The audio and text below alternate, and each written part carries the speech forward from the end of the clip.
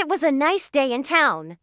People were walking around, shopping, or hanging out with friends at the local cafe. Some teenagers were skateboarding, and some people were sitting on benches enjoying the sun.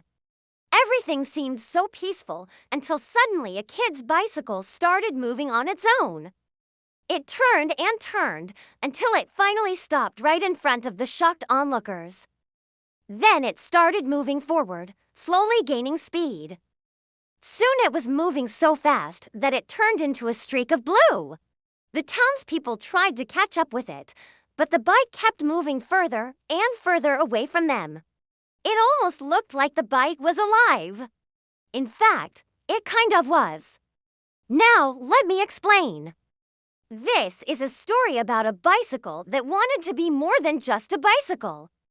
It wanted to explore the world and see what was beyond the horizon.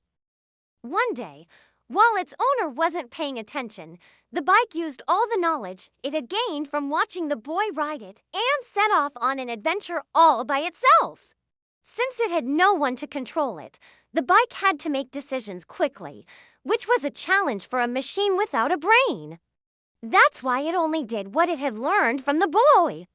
As soon as it saw a pedestrian crossing, it hit the brakes and stopped before it even got close to it. When it saw a red light, it slowed down and waited for it to turn green again. But this also made the bike unpredictable at times because sometimes when it wanted to turn, it couldn't quite remember in which direction the street actually went. And that's exactly what happened now. The bike wanted to turn left, but it remembered wrong and ended up turning right. Luckily, there weren't any cars coming. Otherwise, it could have crashed. But since everything was so new and exciting, the bike didn't notice how far it had strayed from the road and suddenly found itself in an unfamiliar part of town. Meanwhile, the people who had witnessed this unbelievable event were still standing right where the bike had stopped. They were discussing what they had just seen, and everyone had a different theory about where the bike might have gone. A little girl said she hoped it would be okay and that it wouldn't crash or anything. An older man shook his head and said it was probably stolen and the thief must have known how to ride a bike really well.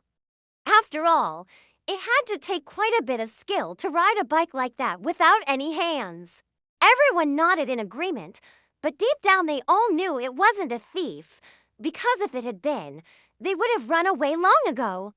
It was definitely a mystery, but unfortunately, nobody was willing to investigate it further.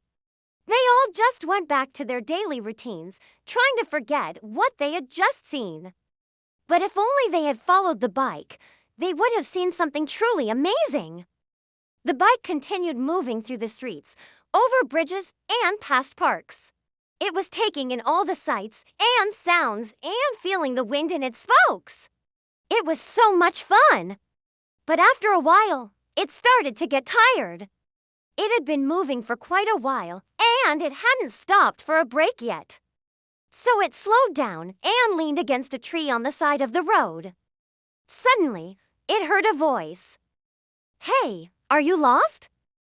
The bike looked up and saw a boy about 10 years old with a kind face and friendly eyes.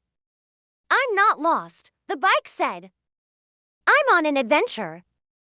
"Oh, really? Well, then where are you going?" "I don't know. I just keep riding until I can't anymore." "Well, that sounds boring. Why don't you come with me instead? We can go to the amusement park. There's a Ferris wheel and roller coasters and cotton candy." The bike thought for a moment. It did want to have some fun, but it also wanted to keep exploring. Finally, it decided to go to the amusement park. It rolled next to the boy, and they were soon joined by his dog, who barked happily as they approached the entrance. At first, the bike was a bit nervous about riding in a crowded place like an amusement park. There were people everywhere, and it was hard to keep track of where it was going.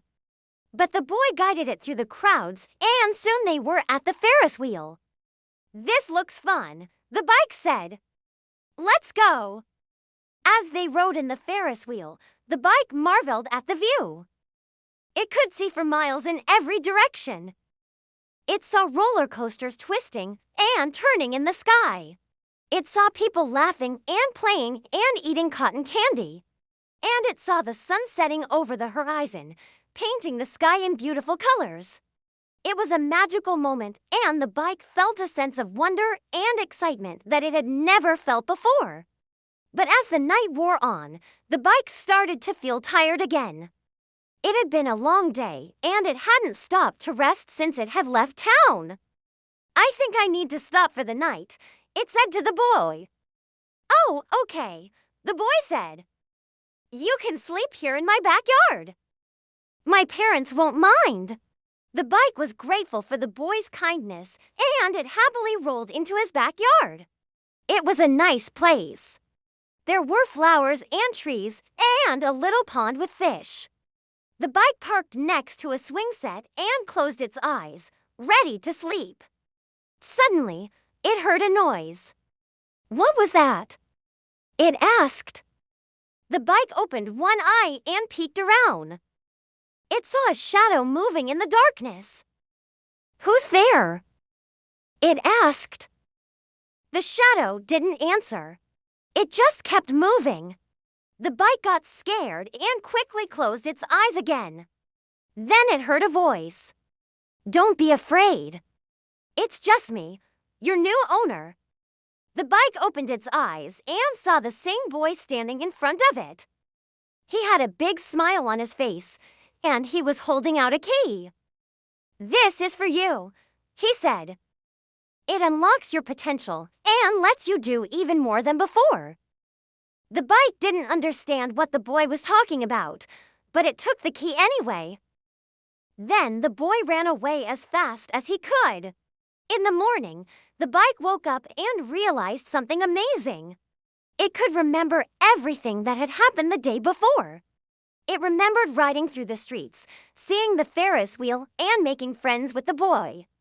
But most importantly, it remembered the key. The bike looked around and saw that it was in the boy's backyard. It stood up and started to move. It went to the edge of the yard and tried the key in the lock. It turned and the gate opened. The bike rolled through and onto the street. It felt different somehow. It felt stronger and faster and more alive. It didn't know what had changed, but it was excited to find out. So it kept moving. It rode past houses and gardens and shops. It raced up hills and down slopes. It felt the wind in its spokes and the sun on its frame. It was free. Then suddenly, it heard a familiar voice. "Stop right there, bike!" The bike turned around and saw a police car with flashing lights and a siren blaring. "Oh, no," the bike said. "I hope they don't take away my wheels." But then it remembered the key. It took it out of its holder and inserted it into the lock. It turned and the bike felt a surge of power. It started moving faster than it had ever moved before. It raced away from the police car and down the street. It didn't know where it was going, but it didn't care. It was just happy to be free. After a while, the bike slowed down and stopped. It was in a park this time, a big park with lots of trees and flowers and statues. There were people walking and running and playing. There were birds singing and dogs barking. There was a pond with ducks and fish. It was a beautiful place, and the bike loved it. It decided to stay there and explore. It rode on the paths and under the trees. It greeted the people and animals. It admired the flowers and statues. It felt like it had found its home. And that's where the bike stayed for the rest of the day. It was happy to be alive and free and exploring the world. And although it never forgot its owner, it also never went back to him, not because it was ungrateful or mean, but because it had discovered something more important than friendship. It had discovered freedom.